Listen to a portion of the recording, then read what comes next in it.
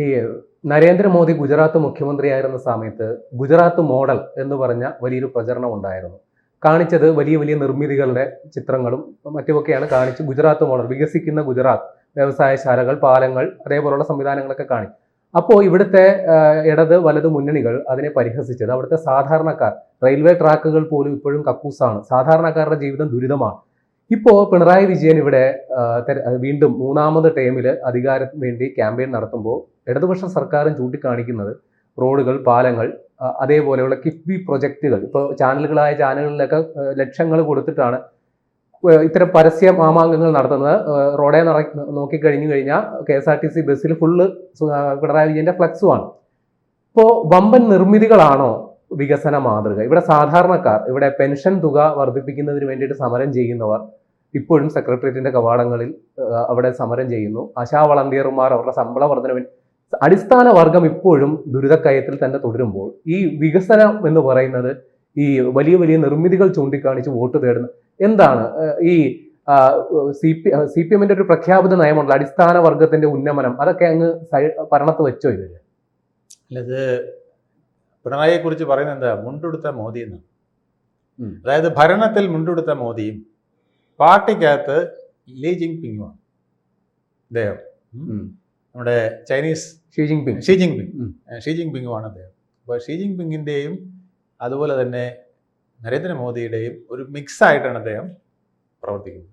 She ജിങ് പിങ്ങിനെ പാർട്ടിക്കകത്ത് follow ചെയ്യുന്നു, പാർട്ടിയിൽ തൻ്റെ പിടി ഇങ്ങനെ മുറുക്കുന്നു, ബാക്കി എല്ലാവരെയും തട്ടി ഒതുക്കുന്നു. അവിടെ തട്ടേണ്ടവരെ തട്ടും. ഇവിടെ പിന്നെ അത് പറ്റില്ല, ഇവിടെ ജനാധിപത്യം ഉള്ളതുകൊണ്ടേ തട്ടുക വലിയ ബുദ്ധിമുട്ടാണ്. ഒരു തട്ടൽ നടന്നത് തന്നെ ഇപ്പോഴും പാർട്ടിക്ക് ക്ഷീണമായിരിക്കുകയാണ്, 51 വെട്ട്. അപ്പം അതുകൊണ്ട് ഇനി തട്ടാൻ വലിയ ഉദ്ദേശമില്ല, പക്ഷേ തട്ടി തെറിപ്പിക്കുക എന്നുള്ള ജീവച്ഛവാക്കിക്കളയും പാർട്ടിയിൽ നിന്ന് ഒതുക്കി ഒരു മൂലയ്ക്ക് ഇരുത്തും, പാർട്ടിക്ക് പുറത്തിരുത്തും. അങ്ങനെ പാർട്ടിക്ക് പുറത്തിരുത്തിയവരും പാർട്ടിക്ക് അകത്ത് തന്നെ ജീവച്ഛവമായി ഇരുത്തിയവരുമാണ് ഇപ്പം ഈ തദ്ദേശ ഭരണ ഇപ്പോഴത്തെ 26 തെരഞ്ഞെടുപ്പിൽ മത്സരിക്കാൻ വന്നത്. എന്തിന്? ഐഷ പോറ്റി പോലും പറയുന്ന ഇതാണ്, എന്നെ അങ്ങ് അവഗണിച്ച് കൊന്നു.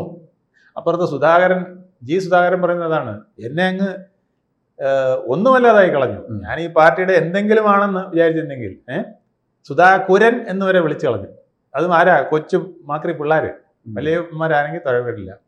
അത് കഴിഞ്ഞ് ഫണ്ട് തട്ടിപ്പിന്റെ കഥയാണ് നമ്മുടെ കുഞ്ഞികൃഷ്ണന് പറയാനുള്ളത്.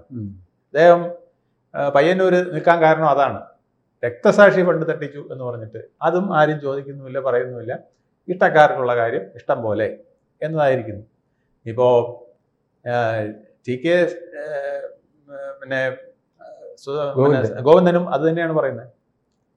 അവിടെ താൻ കഴിഞ്ഞാൽ ഭാര്യ എന്ന സിദ്ധാന്തത്തിൽ വന്നിരിക്കുന്നു. പിന്നെ പാലക്കാട് നമ്മുടെ PK ശശി എന്തൊക്കെയാണ് പറയുന്നതെന്ന് പുള്ളിക്ക് തന്നെ അറിയില്ല. എന്തായാലും പുള്ളിയും പാർട്ടിക്കെതിരാണ്. ചെറുപീഡനവും വലിയ പീഡനവും ഒക്കെ നടത്തുന്നതിൽ വിദഗ്ധനായ ശശിയും പാർട്ടിക്കെതിരായിട്ടുണ്ട്. അപ്പം ഇങ്ങനെ കേരളത്തിൽ തിരുവനന്തപുരത്തും കൊല്ലത്തും മാത്രം എത്തിയിട്ടില്ലെന്നേ ഉള്ളൂ. കൊല്ലത്തും എത്തി, കൊട്ടാരക്കര വന്നല്ലോ. തിരുവനന്തപുരത്ത് മാത്രം വിമതരെത്തിയിട്ടില്ല. ബാക്കി എല്ലായിടത്തും പ്രകടമായിട്ട് വിമതരുണ്ട്. തിരുവനന്തപുരത്തും വിമതരുണ്ട്, പക്ഷേ അത് ഒളിഞ്ഞു നിൽക്കുകയാണ്. തദ്ദേശ ഭരണ സ്ഥാപന തെരഞ്ഞെടുപ്പിൽ ഇവിടെ വിമതരെ ഇഷ്ടം പോലെ ഇറങ്ങിയതാണ്, നമ്മൾ കണ്ടതുമാണ്. ബ്ലോക്ക് പ്രസിഡന്റ് വരെ, ആനിയ ഷോ എന്ന് പറഞ്ഞിട്ട് ബ്ലോക്ക് പ്രസിഡന്റ് വരെ കഴക്കൂട്ടത്ത് വിമതയായിട്ട് ഇറങ്ങി. എന്തായാലും കേരളത്തിലൊട്ടാകെ ഈ വിമത ശല്യം ഇങ്ങനെ വരാനുള്ള കാരണം ഒരു ഷീ ജിങ് പിങ് ആയിട്ട് അദ്ദേഹം പാർട്ടിയെ നയിച്ചതാണെന്നാണ് സുധാകരൻ മുതൽ നമ്മുടെ പിന്നെ ഇപ്പോഴത്തെ കണ്ണൂരിലത്തെ പ്രമുഖ നേതാക്കൾ വരെ പറഞ്ഞുകൊണ്ടിരുന്നത്. കുഞ്ഞികൃഷ്ണൻ പറഞ്ഞു തുടങ്ങിയില്ലേക്കെന്ന് പറയാം. അപ്പം അതിൽ അങ്ങനെ നിൽക്കുമ്പം പാർട്ടിക്കകത്ത് ഗ്രിപ്പ് നിൽക്കുന്നു. അത് നിർത്തുന്നതിനോടൊപ്പം ജനങ്ങളെയും കൂടെ കൂട്ടണം. ഇതാണ് വേറൊരു മോദി സ്റ്റൈല്. ജനങ്ങളെ കൂട്ടണമെങ്കിൽ പണ്ട് സാധാരണ ചെയ്യുന്ന എല്ലാം പാർട്ടിക്ക് അങ്ങ് വിട്ടുകൊടുക്കും. പാർട്ടി ഘടകങ്ങളാണ് ജനങ്ങളെ ഒപ്പം നിർത്തുക, പ്രക്ഷോഭം നടത്തുക, ബഹുജന പ്രക്ഷോഭങ്ങൾ നടത്തുക, ആശാ വർക്കർമാരെ സംഘടിപ്പിച്ച് പ്രക്ഷോഭം നടത്തുക. ഇങ്ങനെ പ്രക്ഷോഭങ്ങൾ വഴി പാർട്ടി അണികളെ കൂടെ നിർത്തുന്ന ജോലി, കർഷകരെ കൂടെ നിർത്തുന്ന ജോലി എല്ലാം പാർട്ടിക്കാർക്കായിരുന്നു. ഇതിപ്പോൾ അദ്ദേഹം വിട്ടു. കാരണം ഇങ്ങനെയൊക്കെ ഓരോരുത്തരെ ഓരോ സ്ഥലത്ത് പാർട്ടി സംഘടിപ്പിക്കാൻ നിട്ട് കഴിഞ്ഞാൽ അവരൊക്കെ പിന്നെ വലിയ നേതാക്കളായിട്ട് വരും. അപ്പോൾ ഷീ ജിങ് പിങ് ആയിട്ട് നിൽക്കാൻ ബുദ്ധിമുട്ട് വരും. അതുകൊണ്ട് അദ്ദേഹം അതിനുമൊക്കെ ഒന്ന് സ്റ്റോപ്പ് ഇട്ടു, അതെല്ലാം മാറ്റിവെച്ചു. CI2 ലോബി വരെ കട്ട് ഷോട്ട് ചെയ്ത് ഒതുക്കി തൻ്റെ കയ്യിലാക്കി വെച്ചു അദ്ദേഹം. എന്നിട്ട് അദ്ദേഹം ജനങ്ങളെ കയ്യിലെടുക്കാൻ പിന്നെന്താ മാർഗം? അതിനാ നോക്കിയപ്പോഴാണ് മുണ്ടെടുത്ത മോദി കണ്ടുപിടിച്ചു മറ്റേ മോദി ചെയ്യുന്ന എന്താണ്, ഇതുപോലുള്ള പ്രവർത്തനങ്ങൾ നടത്തുക, വലിയ റെയില്, പിന്നെ ഷിപ്പ് യാർഡ്, തുറമുഖം, വിമാനത്താവളം, ഇങ്ങനെയുള്ള പരിപാടികൾ, വമ്പൻ പരിപാടികൾ ഇട്ട് കഴിഞ്ഞാൽ ജനങ്ങൾക്ക് നല്ല ആകർഷണം വരും. പിന്നെ IT പാർക്കുകൾ ഉണ്ടെങ്കിൽ അത്, ഇങ്ങനെയൊക്കെയുള്ള പരിപാടികൾ എന്ന് പറഞ്ഞാണ് അദ്ദേഹം നീങ്ങിയത്. അതും വേറൊരു പരിപാടിയായിരുന്നു. പക്ഷേ ഫലത്തിൽ അവിടെ ചെയ്ത പോലല്ല ഇവിടെ ചെയ്തത്. എല്ലാത്തിനും 20-25% എന്നുള്ള മാർജിനും ഉണ്ടെന്നുള്ളതാണ് നമ്മുടെ ഊരാലിങ്കലിനെ അത് വെച്ചപ്പം പലരും പറയുന്നത്, അല്ലേ? ഞാൻ അതിലേക്കാണ് വരാൻ ഉദ്ദേശിച്ചത്. ഊരാലിങ്കലിനെ ഏൽപ്പിച്ചതോടുകൂടി മോദി അവിടെ ചെയ്യുന്ന പോലെ അല്ല ചെയ്തത്. അതെ, അവിടെ ബിഡും ടെൻഡറും ഒന്നുമില്ല. ഇവിടെ ഊരാലിങ്കലിലേക്ക് കൊടുക്കും, ഊരാലിങ്കൽ അത് വേണ്ടപ്പെട്ടവർ കൊടുക്കും എന്നുള്ള all comrades are ruling the party, ruling the government. അത് തന്നെ, അതിലേക്ക് ഞാൻ വരികയാണ്. അതായത് ഈ കിഫ്ബി ഒരു വികസന മാതൃക, ഓക്കെ, അത് അംഗീകരിക്കപ്പെടുന്നു. ഇതെല്ലാം നമ്മൾ പലയിടത്തു നിന്നായിട്ട് കടം വാങ്ങുന്നു. കേരളത്തിന്റെ കടം എത്ര മടങ്ങ് പെരുകി. അതിന് നമ്മൾ ഒരു വികസന മാതൃകയാണെന്ന് ഞാൻ വിചാരിക്കുന്നില്ല. കാരണം നമ്മുടെ ബഡ്ജറ്റിനകത്ത് ഏതാണ് ബഡ്ജറ്റ് വെച്ചിരിക്കുന്നത്? അതെ, ബഡ്ജറ്റിനകത്ത് നിന്നുകൊണ്ട് ചെയ്യുന്നതാണ് വികസന മാതൃക. കാരണം ജനങ്ങൾ അറിയണം, ഇത് പണം നമ്മുടേതല്ല, അല്ല, മനസ്സിലായില്ലേ? പാർട്ടിയുടേതല്ല, ഭരിക്കുന്ന പാർട്ടിയുടേതല്ല സംസ്ഥാനത്തിന്റെ പണം. സംസ്ഥാനത്തിന്റെ പണം ആരുടെയാ? ഇവിടുത്തെ ദരിദ്ര നാരായണന്മാരുൾപ്പെടെ ലക്ഷാധിപന്മാരുൾപ്പെടെ ടാക്സ് കൊടുക്കുന്നതാണ്. ആ ടാക്സ് പണം എടുത്തിട്ട് നമ്മൾ കൈകാര്യം ചെയ്യുമ്പം ആ പണത്തിന് കണക്ക് വേണം, വഴക്ക് വേണം, എവിടുന്ന് കിട്ടിയെന്ന് കാണിക്കണം, എന്തിന് ചെലവാക്കുന്നു എന്ന് കാണിക്കണം, ഇതിന് സ്റ്റേറ്റ്മെന്റ്സ് ഉണ്ടാക്കണം. ആ സ്റ്റേറ്റ്മെന്റ് ബഡ്ജറ്റായിട്ട് അസംബ്ലിയിൽ കൊണ്ടുവരണം. എന്നിട്ടത് റൂൾസാക്കി, പിന്നെ ആക്ട് റൂളാക്കി അവസാനം നമ്മുടെ ഓരോരോ വികസന പ്രവർത്തനങ്ങളാക്കി മാറ്റണം. ഈ വേറൊരു സാധനം, കിഫ്ബി എന്ന് പറഞ്ഞൊരു വേറൊരു സാധനം അവിടെ വരുമ്പോൾ അതിന് ഇതൊന്നും ബാധകമല്ല.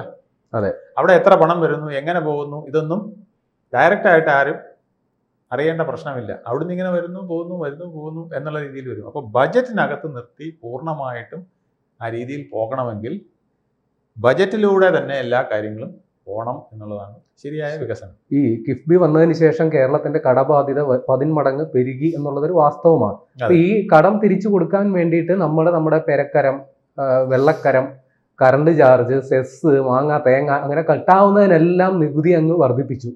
സാധാരണക്കാർ, അതായത് മധ്യവർഗ കുടുംബമാണ് ഏറ്റവും വലിയ ദുരിതം അനുഭവിച്ചുകൊണ്ടിരിക്കുന്നത്. പക്ഷെ ഇതൊക്കെ കൃത്യമായി ഇപ്പോൾ ഒരു തെരഞ്ഞെടുപ്പ് ഘട്ടം എത്തി നിൽക്കുമ്പോൾ പോലും കൃത്യമായി ഇതൊരു പ്രചരണ വിഷയമാക്കാൻ ഇവിടുത്തെ പ്രതിപക്ഷത്തിന് കഴിയുന്നില്ല. പ്രതിപക്ഷം അമ്പേ പരാജയപ്പെട്ട് നിൽക്കുന്നു. വാസ്തവത്തിൽ ഇത്തരം പരിപാടികളുമായിട്ട് മുമ്പോട്ട് പോകാൻ പിണറായി വിജയനും ടീമിനും നൽകുന്ന ആത്മവിശ്വാസം വാസ്തവത്തിൽ ഇവിടെ ഒരു ശുഷ്കമായ പ്രതിപക്ഷം ഇങ്ങനെ ഉള്ളത് തന്നെയല്ലേ? അതാണ് PMA സലാം പറഞ്ഞത്. ഒരു മമതാ ബാനർജി ഇവിടെ ഇല്ല, ഒരു സ്റ്റാലിൻ ഇവിടെ ഇല്ല കോൺഗ്രസിന്. അത് തന്നെയാണ് പ്രശ്നം. ഇവിടെ സ്റ്റാലിനും മമതാ ബാനർജിയും നരേന്ദ്രമോദിയും എല്ലാം ആരാണ്? പിണറായി വിജയൻ തന്നെയാണ്. ഷീ ജിൻപിങ്ങും എല്ലാം പിണറായി വിജയൻ തന്നെയാണ്. പിണറായി വിജയന് താഴെയുള്ളൂ ബാക്കിയെല്ലാം. അതുകൊണ്ടാണ് മൂന്നാം ഊഴത്തിനും ഒരംഗത്തിന് ബാല്യമുണ്ടെന്ന് അദ്ദേഹം ധൈര്യപൂർവ്വം പറയുന്നത്. ഇനിയും ഞങ്ങൾ വരും എന്ന് പറയുന്നത് അതുകൊണ്ടാണ്. അതിനെ നേരിടാൻ കോൺഗ്രസ് അശക്തമാണ്. എന്തുകൊണ്ട് കോൺഗ്രസ് അശക്തമായി? നിങ്ങളുടെ കരം പിരിക്കുമ്പോൾ നിങ്ങൾക്ക് വൈദ്യുതി ചാർജ് അവിടുത്തെ CITU തൊഴിലാളിക്ക് കൊടുക്കാനായിട്ട് കൂട്ടുമ്പോൾ എവിടെ പോയിരുന്നു കോൺഗ്രസ്? അന്ന് ഇവിടുത്തെ LCT ബോർഡിൻ്റെ നടയിലെല്ലാം കോൺഗ്രസ്സുകാരൻ കൊടിയും വെച്ചുകൊണ്ട് നിൽക്കണ്ടേ?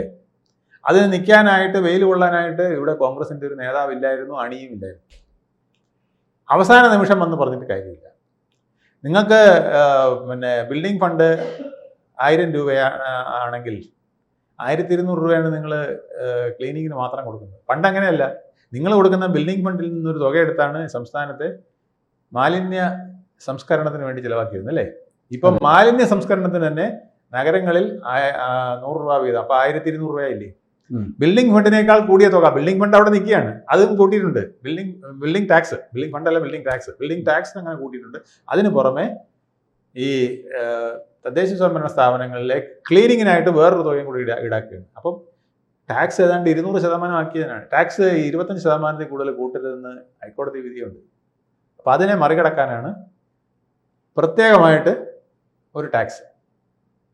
അങ്ങനെ ചെയ്യാൻ പാടില്ല.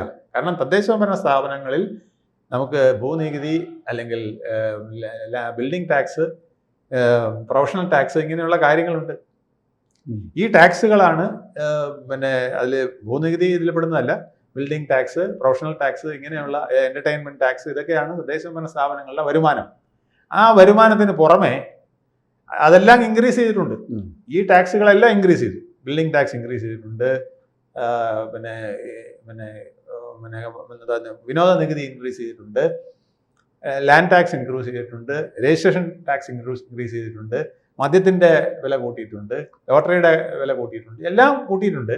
പക്ഷെ അതിന് പുറമെ ഇതെല്ലാം ആക്കിയതിന് പുറമെ ബിൽഡിംഗ് ടാക്സ് 100 ഇരട്ടിയോളം കൂട്ടുന്ന വിധത്തിൽ 100-150 ഇരട്ടി. കാരണം 1000 രൂപയ്ക്ക് ഉള്ള പഴയ ബിൽഡിങ്ങിനെല്ലാം 1000 രൂപ 500 രൂപയ്ക്കാണ് പല ഗ്രാമപ്രദേശങ്ങളിലും ടാക്സ് ഉള്ളത്. പക്ഷെ അവരും എത്ര കൊടുക്കണം? ബിൽഡിംഗ് ടാക്സിനേക്കാൾ കൂടിയ തുക ഈ ക്ലീനിങ്ങിനായിട്ട് നമ്മുടെ ഹരിതകർമ്മ സേന വന്നിട്ട് ബില്ല് എഴുതി വാങ്ങിക്കുകയാണ്. ഇത് അടച്ചില്ലെങ്കിൽ നിങ്ങൾക്ക് ഫൈൻ മാത്രമല്ല, നിങ്ങൾക്ക് ഇവിടുന്ന് കിട്ടേണ്ട ഒരു സർട്ടിഫിക്കറ്റ് പോലും കിട്ടില്ല. ജനന മരണ സർട്ടിഫിക്കറ്റ് കിട്ടില്ല. നിങ്ങൾക്ക് പിന്നെ ബിൽഡിങ്ങിന് ടാക്സ് അടയ്ക്കാൻ പറ്റില്ല. അപ്പോൾ നിങ്ങളുടെ ബിൽഡിങ്ങിൻ്റെ നമ്പർ നിലനിർത്താൻ പറ്റാത്ത അവസ്ഥ വരും. നിങ്ങൾക്ക് കെട്ടിടത്തിൻ്റെതായ ഒരു ആനുകൂല്യങ്ങളും കിട്ടാതെ വരും. അപ്പോൾ ആ വിധത്തിലെല്ലാം ചെയ്തപ്പം ഇവിടുത്തെ കോൺഗ്രസ്സുകാരോടെ പോയിരുന്നു. ജനം മൂക്കിട്ട് ഷാ എഴുതിയില്ലേ? അപ്പൊ ഇവരുദ്ദേശം എന്താണ്? ഭരണവിരുദ്ധ വികാരം ഇങ്ങനെ വന്ന് ഇവൻ മൂക്കിട്ട് ഷാ എഴുതട്ടെ. കേരളത്തിലെ 3.5 കോടി ഇങ്ങനെ ഷാ എഴുതി വരുമ്പം ഞങ്ങളിങ്ങനെ KPC ഓഫീസിൽ നമസ്തേ പറഞ്ഞുകൊണ്ടിരിക്കും, ജനം വോട്ട് ചെയ്യും. ഒരു കാര്യം കൂടി ചോദിച്ചിട്ട് അവസാനിപ്പിക്കാം. ഈ മുമ്പ് കേരളത്തെ സൊമാലിയായിട്ട് താരതമ്യം ചെയ്തത് വലിയ പ്രതിഷേധവും എല്ലാം രാഷ്ട്രീയ ഭേദമന്യേ വലിയ പ്രതിഷേധം ഉയർന്നു വന്നതാണ്. വാസ്തവത്തിൽ ഇപ്പോൾ മിഡിൽ ഈസ്റ്റിൽ വലിയ യുദ്ധം നടക്കുന്നു. കേരളത്തിൻ്റെ ഏക വരുമാന മാർഗം ഗൾഫിൽ നിന്ന് വരുന്ന പണം മാത്രമാണ്. ഈ കിഫ്ബി വഴിയൊക്കെ നമ്മൾ വലിയ കടം മേടിച്ച് കൂട്ടിയതല്ലാണ്ട് നമ്മൾ വരുമാനം വർദ്ധിപ്പിക്കാനായിട്ട് ഒരു പരിപാടി ഇവിടെ ചെയ്തിട്ടില്ല. കാര്യമായ വരുമാന വർധനവ് കേരളത്തിൽ ഒന്നും ഉണ്ടായിട്ടില്ല. ആകെ ഉള്ളത് ഈ പ്രവാസികൾ ഇങ്ങോട്ട് കൊണ്ടുവരുന്ന വിദേശ നിക്ഷേപം മാത്രമാണ്. അതും ഇപ്പോൾ ഏതാണ്ട് പരിങ്ങല്ലാകുന്ന അവസ്ഥയാണ്. അങ്ങനെയാണെങ്കിൽ ഈ നേരത്തെ നടത്തിയ താരതമ്യം സൊമാലിയ, കേരളം അങ്ങനെ വരികയാണെങ്കിൽ ഈ അടുത്ത സർക്കാരിന് വരാൻ പോകുന്ന ഏറ്റവും വലിയ വെല്ലുവിളി, അവിടുത്തെ ഏറ്റവും വലിയ കുരിശ് ചുമക്കേണ്ടി വരുന്ന അവിടുത്തെ ധനമന്ത്രി ആയിരിക്കില്ലേ? തീർച്ചയായിട്ടും. അടുത്ത വരുന്ന സർക്കാരിന് ഖജനാവിൽ പണമില്ലാത്തതിനാൽ ഒരു പദ്ധതി നടപ്പിലാക്കാൻ പറ്റാതെ വരും. റോഡുകളെല്ലാം പൊളിഞ്ഞു തന്നെ കിടക്കും. പൈപ്പ് ലൈൻ പുതിയതൊന്നും ഉണ്ടാകാൻ പോണില്ല. ഇങ്ങനെ 100 ദുരന്തങ്ങൾ വരാൻ പോവുകയാണ്. പലരും പറയുന്നത് പിണറായി ആണെങ്കിൽ ആരെ കൊന്നെങ്കിലും എങ്ങനെയെങ്കിലും കിഫ്ബി എന്തെങ്കിലും പറഞ്ഞ് അടിച്ചു കൊന്നെങ്കിലും കുറച്ച് പണം കൊണ്ടുവരും, അതുകൊണ്ട് വല്ലതുമൊക്കെ നടക്കും എന്ന് പറയുന്ന അവസ്ഥയിലേക്ക് വീണ്ടും പോകും. ഇപ്പം തന്നെ അത് പറയുന്നുണ്ട്, അത് പിണറായിക്കേ കഴിയുള്ളൂ എന്നുള്ളത്. അപ്പോൾ അതൊരു പ്രശ്നം. പിന്നെ സൊമാലിയെക്കുറിച്ച് താങ്കൾ ചോദിച്ചത്, സൊമാലിയയിലൊക്കെ ഒരു കാര്യമുണ്ട്. സൊമാലിയയിൽ ദാരിദ്ര്യമേ ഉള്ളൂ. അവിടെ മനുഷ്യന് അഭിപ്രായ സ്വാതന്ത്ര്യമുണ്ട്. മനസ്സിലായില്ലേ? പഠിക്കാൻ താല്പര്യമുള്ളവന് പഠിക്കാനുള്ള സൗകര്യങ്ങളുണ്ട്. ചെറിയ സ്കൂളുകളാണ്, പൊട്ടിപ്പൊളിഞ്ഞ കെട്ടിടങ്ങളാണ്, ഒക്കെ ശരി. പക്ഷേ ഇവിടെ എല്ലാ സൗകര്യമുണ്ട്. AC റൂം വരെയുണ്ട്, AC ലാബുണ്ട്. പക്ഷേ പഠിക്കാനുള്ള സൗകര്യമുണ്ടോ? കുട്ടികൾ കത്തിക്കുത്ത് നടത്തുകയല്ലേ, കുട്ടികൾ സമരം നടത്തുകയല്ലേ. ഞാൻ പല സഹാക്കളും ചോദിച്ചിട്ടുണ്ട്, എവിടെയാണ് തൻ്റെ കുട്ടി പഠിക്കുന്നത്? അപ്പോൾ ഒന്ന് കറങ്ങും. അപ്പോൾ എനിക്ക് മനസ്സിലായി. ഞാൻ ചോദിക്കുക, ഏത് സ്കൂളിലാണ് ഒന്ന് പറഞ്ഞു. അപ്പോൾ ഒന്നുകിൽ ഒരു ക്രിസ്ത്യൻ മാനേജ്മെൻറ്റ് സ്കൂളിൻ്റെ പേര് പറയും, അല്ലെങ്കിൽ മുസ്ലിം മാനേജ്മെൻറ്റ് സ്കൂൾ എന്ന് പറയും, അല്ലെങ്കിൽ ഹിന്ദു മാനേജ്മെൻറ്റ് സ്കൂളിൻ്റെ പേര് പറയും. ഇതൊന്നും അല്ലെങ്കിൽ സെൻട്രൽ സ്കൂളിലാണെന്ന് പറയും, അല്ലെങ്കിൽ സൈനിക സ്കൂളിലാണെന്ന് പറയും. അപ്പോൾ സ്റ്റേറ്റ് സിലബസിൽ നിങ്ങളുടെ സഖാവിൻ്റെ മക്കളെയൊന്നും അയക്കാറില്ലേ? അവിടെ അത് ശരിയായി. പോട്ടെ, സഖാവിൻ്റെ അമ്മ എവിടെയാണ് ആശുപത്രിയിലുള്ളത്? അത് ഒന്നുകിൽ ലേക്ക് ഷോറാണ്, അല്ലെങ്കിൽ മറ്റേതാണ് മറിച്ചതാണ്, അല്ലെങ്കിൽ എംസ് വരുന്ന ഏതെങ്കിലും ഒരു ഹോസ്പിറ്റലാണ് പറയുന്നേക്കാം. അപ്പോൾ സർക്കാർ ആശുപത്രി അത് ശരിയാവും. അമ്മയായി മുഖ്യമന്ത്രി പോലും അമേരിക്കയിലാ പോകും. അമ്മയായിപ്പോയില്ല. അപ്പൊ മുഖ്യമന്ത്രിക്ക് പോവാം, മുഖ്യമന്ത്രി പോട്ടെ. സാധാ സഖാവ് അത് കേരളത്തിൽ ആരോഗ്യ രംഗം എങ്ങനെ ഇരിക്കുന്നു എന്ന് ചോദിക്കുന്ന സഖാവ് പറയാണ്. അമ്മയല്ലേ, അമ്മയെ കൊണ്ടുവന്ന് നമ്മുടെ താലൂക്ക് ഓഫീസിൽ, ആശുപത്രിയിൽ, ജില്ലാ ആശുപത്രിയിലേക്ക് കൊണ്ടിടാൻ പറ്റും, അല്ലെങ്കിൽ ഇവിടുത്തെ മെഡിക്കൽ കോളേജ്. അമ്മയെ ഞാൻ അവിടെ അഡ്മിറ്റ് ചെയ്തു. ഇതാണ്. അപ്പോൾ സ്കൂളിൽ വേറെ, അമ്മയുടെ ആശുപത്രി വേറെ, തനിക്ക് അസുഖം വന്ന ആശുപത്രി വേറെ. പിന്നെ പോവും ആരെന്ന് വെച്ചാൽ വിളിച്ച് പറയാൻ ആളുണ്ടെങ്കിൽ പോവാം. DMA വിളിച്ച് പാർട്ടി ഓഫീസിൽ നിന്നോ അല്ലെങ്കിൽ ആരോഗ്യമന്ത്രിയുടെ ഓഫീസിൽ നിന്ന് വിളിച്ച് പറഞ്ഞു കഴിഞ്ഞാൽ അവിടെ ചെന്ന VIP ട്രീറ്റ്മെൻറ്റും പരിഗണനയും കിട്ടും. എന്നാലും കത്രിക എവിടെ ഇരിക്കുന്ന സാറേ എന്ന് ചോദിച്ചില്ലെങ്കിൽ ചിലപ്പോൾ അയ്യോ അത് വയറ്റിലായി പോയല്ലോ എന്ന് പറയും. ഇതാണ് അവസ്ഥ. അപ്പോൾ നമ്മൾ സൊമാലിയയൊക്കെ കുറ്റം പറയുമ്പോൾ നമ്മൾ ഭൗതിക സൗകര്യങ്ങൾ വെച്ചിട്ട് മാത്രം നമ്മൾ കേമമാണെന്ന് പറഞ്ഞിട്ട് കാര്യമില്ല. അതെങ്ങനെ നമുക്ക് കിട്ടുന്നു?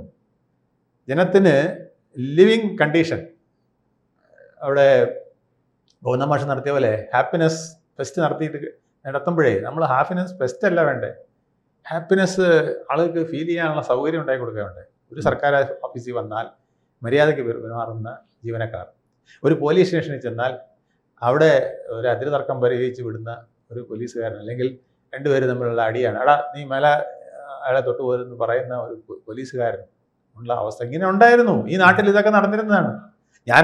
ഞാൻ പ്രസിഡന്റ് അസോസിയേഷൻ്റെ പ്രവർത്തകനായിരുന്നു. 30 വർഷത്തോളം അതിൻ്റെ ഫെഡറേഷൻ്റെ പ്രസിഡന്റ് സെക്രട്ടറിയൊക്കെ ഇരുന്ന ആളാണ്. എനിക്കറിയാം ഓരോ അസോസിയേഷൻ്റെയും പ്രവർത്തകർ പോയി അവിടെ ചെല്ലുമ്പോൾ പോലീസുകാർ പെരുമാറുന്ന നീതി അവിടെ ലഭിച്ചിരുന്നു. നമുക്ക് കോടതി പോകേണ്ട കാര്യമില്ല, അവിടെ തന്നെ നീ എഴുതി വെപ്പിക്കും. ഇവിടെ മേലാൽ ഇനി കുറ്റി വീഴുതുകൊണ്ട് നടക്കരുത്, ഇപ്പോൾ സർവേരൊക്കെ വെച്ച് തർക്കം തീർത്ത് ഇട്ടാ സ്ഥലത്ത് കല്ലിട്ടേക്കണം, മനസ്സിലായോ? ഇപ്പം ഞാൻ ASIയെ വിട്ട് അവിടെ കൊണ്ടുവന്ന് എല്ലാം അടിപ്പിച്ചില്ല, അവിടെ നിന്നോണം, രണ്ടിനെയും എഴുതി ഒപ്പിടിച്ചു വിടും. പരസ്പരം അടി കൂടിയാൽ മേലാൽ ചാരായക്കടയിലെ നിന്ന് അടി കൂടിപ്പോരും, രണ്ടുപേരും എഴുതി പോയി, എനിക്ക് അവനോട് വിരോധമല്ല, അവന് നിന്നോടും വിരോധമില്ല എന്ന് എഴുതി പോയി എന്ന് പറഞ്ഞ് എഴുതി വെപ്പിച്ച് വിടുമായിരുന്നു.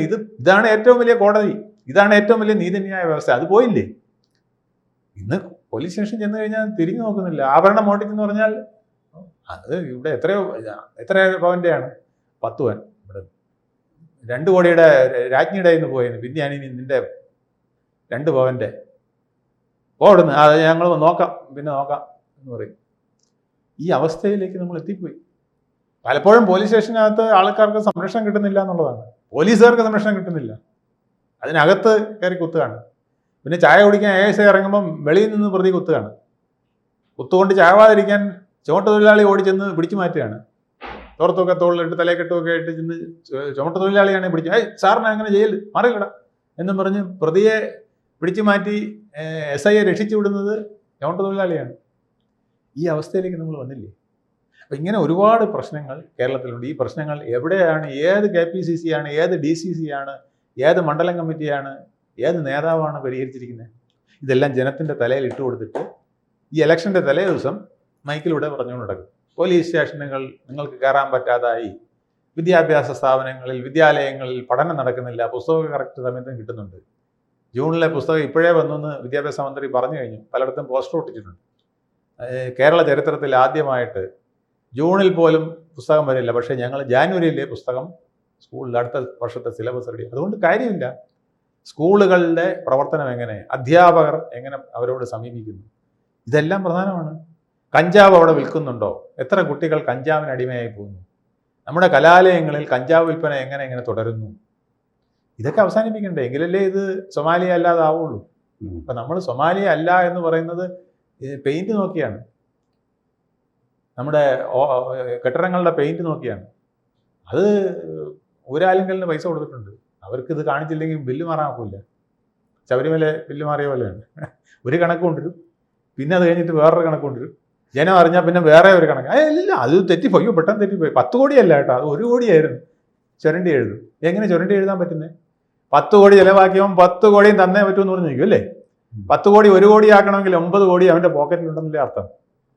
പിടിച്ചപ്പം ജയിലിൽ പോയാൽ അയ്യോ 10 കോടി, ഇത് ആരിത് ഒരു 0 തെറ്റിച്ചിട്ട് 1 കോടിയല്ലേ, അതെങ്ങനെ 10 കോടിയായത്? ഉടനെ തന്നെ വേറെ ബില്ല് എഴുതിയും കൊടുക്കുക, വൗച്ചർ എഴുതി കൊടുക്കുക. ശബരിമല നമ്മൾ കണ്ടതല്ലേ. ഇതൊന്നും കോൺഗ്രസ്സുകാരനെ ചോദിക്കാൻ അറിയില്ല. ഇത് എനിക്കും താങ്കൾക്കും അറിയാം. ഇത് കണ്ടുകൊണ്ടിരിക്കുന്ന ജനത്തിനും അറിയാം. ഇതെന്താ കോൺഗ്രസ് നേതാക്കൾ ചോദിക്കാത്ത, ക്യാപ്റ്റൻ ചോദിക്കാത്ത എന്താ? കേരളത്തിൽ പുതുയുഗയാത്ര നടത്തിയില്ലേ? പുതുയുഗം ഇന്നല്ല ഉണ്ടാക്കേണ്ടത്. ഓരോ പ്രശ്നവും വരുമ്പോൾ പ്രതിപക്ഷം ഭരണപക്ഷമാണ്. പ്രതിപക്ഷത്തിരിക്കുന്ന പ്രതിപക്ഷ നേതാവ് എന്ന് പറയുന്നത് ഷാഡോ CM ആണ് അല്ലേ? അതെ, ഷാഡോ മുഖ്യമന്ത്രിയാണ്. അദ്ദേഹം ആ മുഖ്യമന്ത്രി ഒരു തെറ്റ് ചെയ്യുമ്പോൾ അത് പറ്റില്ല, അസംബ്ലി പറയുക, ചെവിച്ചെന്ന് പറയുക, കേട്ടില്ലെങ്കിൽ പൊതുജനങ്ങളെ സംഘടിപ്പിച്ച് നടക്കില്ല സാറേ എന്ന് പറയുക. CPMന് കൊടുത്തു നോക്കുക, അവർ ചെയ്യും. CPM പ്രതിപക്ഷത്താണ് വരുന്നതെങ്കിൽ അവർ ചെയ്തത്. അവർ ആശാവർക്കർക്ക് പൈസ കൊടുത്തില്ലെങ്കിൽ കൊടുത്തേ പറ്റുമെന്ന് പറഞ്ഞ് കേരളത്തിലെ മുഴുവൻ ആശാവർക്കറേയും കൊണ്ടുവരും. സർക്കാർ ഉദ്യോഗസ്ഥന് DA കൊടുത്തില്ലെങ്കിൽ DA കൊടുത്തേ പറ്റുമെന്ന് പറഞ്ഞു വരും. ഇതാണ് കോൺഗ്രസും കമ്മ്യൂണിസ്റ്റും തമ്മിലുള്ള വ്യത്യാസം. നേതാക്കൾക്ക് പ്രതിപക്ഷത്തിരുന്നാലും ഭരണത്തിൻ്റെ ഒരു പങ്ക് നിർവഹിക്കാനുണ്ട്. ആ പങ്ക് നിർവഹിക്കുന്നത് കണ്ടിട്ടാണ് ജനം വോട്ട് ചെയ്യേണ്ടത്. അല്ലാതെ നമ്മൾ നരകിച്ച് ഭരണപക്ഷത്തിൻ്റെ ചവിട്ട് കൊണ്ട് 5 വർഷം അല്ലെങ്കിൽ 10 വർഷം കിടന്ന് ത്യാഗം സഹിച്ച് വേദന കൊണ്ടിട്ട് പിന്നെ നിരങ്ങിപ്പോയി തിരിച്ചു കുത്തുന്നതല്ല യഥാർത്ഥ ജനാധിപത്യം. മനസ്സിലായില്ലേ? ഈ ഭരണപക്ഷത്തിരിക്കുന്ന ഈ മുഖ്യമന്ത്രിയേക്കാൾ നല്ലതാണ് ഈ പ്രതിപക്ഷ നേതാവ്. ഇങ്ങേര് എടുത്ത നടപടിയെ ഇയാൾ ചോദ്യം ചെയ്തില്ലേ, എന്നിട്ട് തിരുത്തിച്ചില്ലേ? ഇവിടെ 19 വർഷം പ്രതിപക്ഷ നേതാവായിരുന്ന VS അച്യുതാനന്ദൻ ചെയ്തത് അതാണ്. മതികെട്ടാമലയുടെ മോളിൽ പോലും 90ാമത്തെ വയസ്സിൽ കയറി 89ാമത്തെ വയസ്സിൽ കയറി പ്രതിഷേധിക്കാൻ നിന്നത് അതുകൊണ്ടാണ്.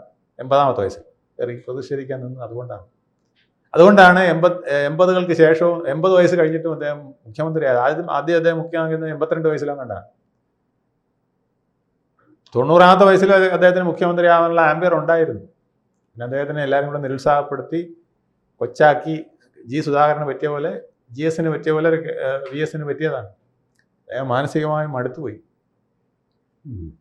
അതുപോലെ കേരളത്തിൽ പ്രതിപക്ഷം ചെയ്യാനുള്ളത് ചെയ്യാതെ ഇലക്ഷൻ്റെ തലേദിവസം വന്നിട്ട് അയ്യോ എന്തൊരു നാറിയ ഭരണം എന്ന് പറഞ്ഞിട്ട് കാര്യമില്ല. ചെയ്യാനുള്ളത് ചെയ്താലേ ജനത്തിന് ഇയാളാണ് ഇയാൾ പ്രതിപക്ഷ നേതാവായിരുന്നപ്പോൾ ഇങ്ങനെ, അപ്പോൾ ഭരണപക്ഷത്ത് മുഖ്യമന്ത്രി ആയിരുന്നാൽ എന്ത് നന്നായിട്ട് ഭരിക്കുമായിരുന്നു എന്ന് തോന്നി വോട്ട് ചെയ്യാൻ തോന്നണം. അല്ലാതെ വെറുത്ത് ശപിച്ച് ഇയാൾ പോട്ടെ അതിന് പകരം ഏവം വന്നാലും കുഴപ്പമില്ല എന്ന് പറഞ്ഞ് വോട്ട് ചെയ്യുന്ന ആ വോട്ടല്ല ജനാധിപത്യത്തിലെ വോട്ട്. പ്രതിപക്ഷത്തിന് കിട്ടേണ്ട വോട്ട് അതല്ല ഭരണവിരുദ്ധ വികാരത്തിന് കിട്ടേണ്ട വോട്ട്. ശരി. അതുകൊണ്ടാണ് ഇവിടെ മൂന്നാമതും ചിലപ്പം LDF വരും എന്ന് അവർ പറയുന്നത്, ചില ജനങ്ങളും പറയും. കൂടുതൽ വാർത്തകളും വിശേഷങ്ങളും നിങ്ങളിലേക്ക് എത്താൻ ABC മലയാളം സബ്സ്ക്രൈബ് ചെയ്യുക, ബെൽ ബട്ടണും അമർത്തുക.